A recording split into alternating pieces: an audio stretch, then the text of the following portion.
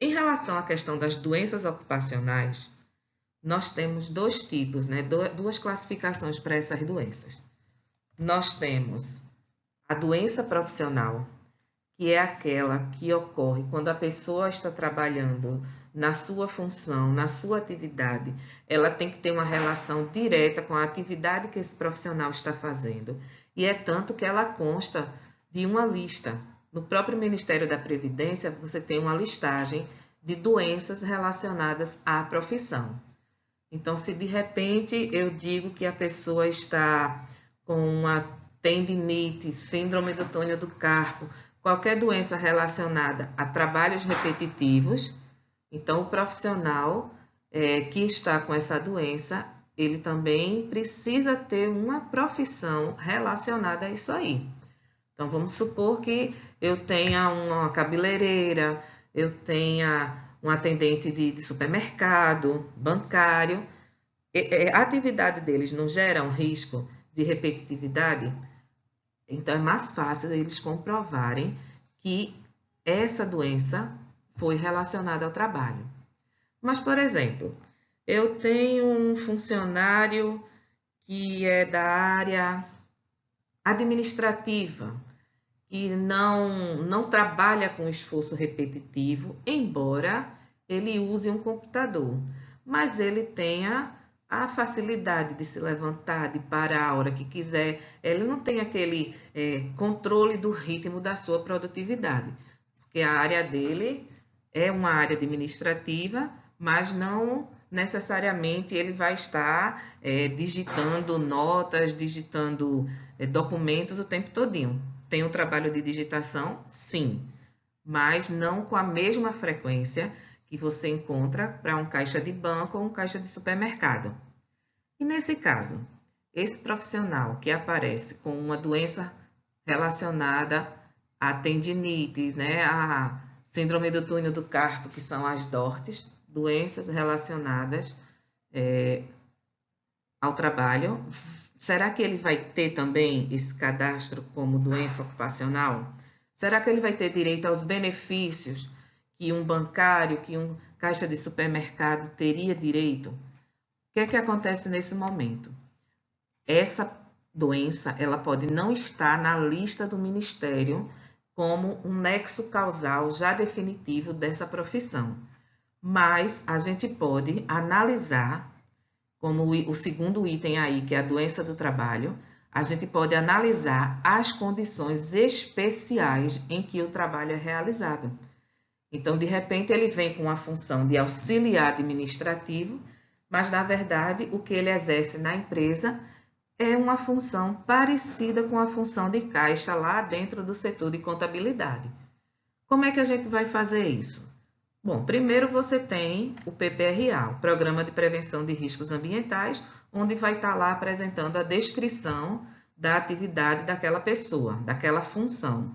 Você pode também exigir que a empresa faça um LTCAT, um laudo técnico das condições de ambientes de trabalho, onde vai detalhar toda a atividade específica por pessoa, daquela pessoa, para poder analisar. Nós podemos sim fazer um LTCAT por função, mas como eu estou usando o exemplo de um assistente administrativo, essa função ela é muito ampla, né? Ela pode, um assistente administrativo pode ficar numa portaria atendendo, né? Recepcionando as pessoas, pode ficar num setor de almoxarifado, pode ficar no caixa, pode ficar no RH. Então, assim, é uma atividade, é uma profissão que tem uma atividade muito abrangente. Então, é interessante que seja feito o LTCAT para aquele profissional que está solicitando o registro dessa sua doença, por considerar que é uma doença de trabalho, uma doença em condições especiais. Fazendo-se o LTCAT, juntamente com as informações do PPRA, aí sim a gente pode ter uma informação ou ter uma certeza melhor de que esse problema é doença ocupacional. E não esquecer que para você, no final, entregar toda a documentação e pleitear uma possível aposentadoria, nós também temos um outro formulário que é para avaliação individual de cada pessoa dentro da empresa, que é o PPP, o Perfil Profissiográfico Previdenciário.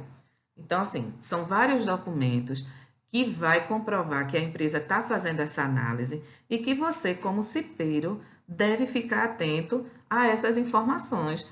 Tanto busque a informação para saber ao seu respeito, como também para auxiliar os seus colegas. Muitas vezes, numa reunião da CIPA, que eu, como profissional da área de segurança, participava também, a gente escutava o trabalhador, tanto representante da empresa como representante do empregado, fazendo reclamações, mas sem os devidos fundamentos. Então, é interessante que, para se fazer uma reclamação, saiba do que está se reclamando, saiba o que está sendo feito.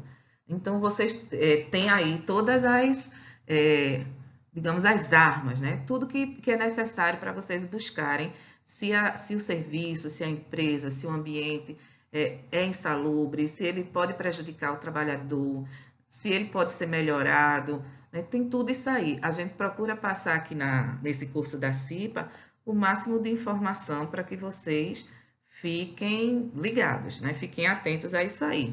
Vão ter dúvidas? Com certeza vão ter dúvidas, né? E ao longo da gestão, vocês podem procurar outros profissionais para que essa dúvida seja tirada, ou dentro da empresa, ou até mesmo fora da empresa. Vamos conversar um pouquinho sobre esse parágrafo primeiro aí embaixo.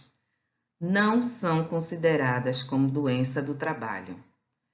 Eu dei alguns exemplos, pouquíssimos, né, porque são várias doenças ocupacionais, mas, por exemplo, quando você tem uma doença degenerativa, que infelizmente hoje é uma situação bastante comum, está acometendo muita gente de doenças degenerativas, onde você tem perda da memória, perda das funções musculares, até, infelizmente, levar a pessoa à morte. Doença degenerativa não entra como doença ocupacional. Eu acompanhei um caso uma vez como perita técnica, né, para um processo judicial, onde a pessoa estava alegando que perdeu a audição por estar trabalhando com ruído. Nesse momento, o meu acompanhamento era do lado da reclamante.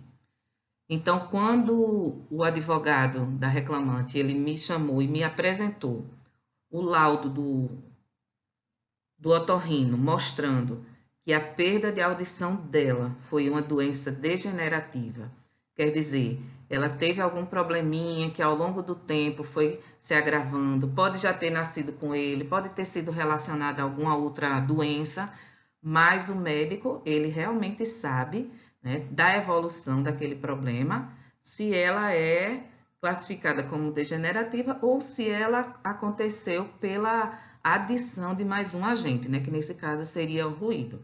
Então, quando ele me apresentou o laudo dessa reclamante como perda auditiva de forma degenerativa, eu continuei fazendo o meu trabalho, acompanhando o perito, né, o perito indicado pela justiça, quando ele foi lá na empresa para fazer todo o levantamento e elaborar o laudo, mas eu fui bem clara e avisei logo para a reclamante e avisei para o advogado que seria muito difícil ser reconhecido como doença do trabalho, justamente porque tem essa questão de ser uma doença degenerativa, tá?